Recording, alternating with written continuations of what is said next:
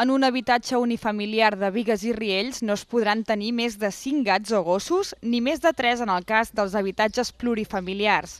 Si se'n volen tenir més, s'haurà de tenir permís municipal. Aquest és només un dels aspectes que regula la nova ordenança de civisme de Bigues i Riells pel que fa a la tinença d'animals.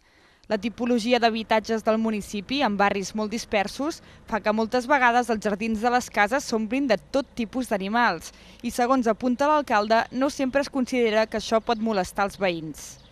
Per això el consistori ha decidit regular-ho i s'ha emmirallat en altres municipis, com Lliçà d'Amunt.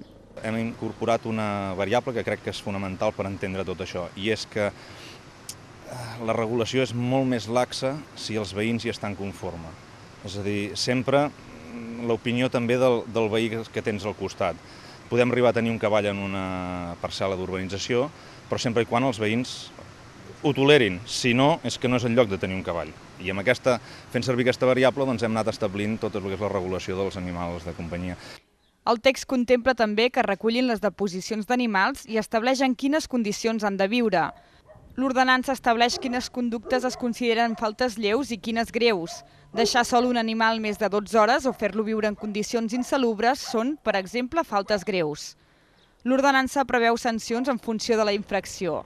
I a més hem incorporat que totes les sancions considerades com a lleus, com pot ser embrutar l'espai, tenir un gos mal cuidat, deixar que faci les caques al mig de la vorera, són compensables amb treball en favor de la comunitat. Vol dir que no tenim cap mena d'afany recaptatori, al contrari. Aquestes normes de convivència formen part de la mateixa ordenança que protegeix l'entorn del riu Tenes i prohibeix banyar-se en els gorgs de Riells.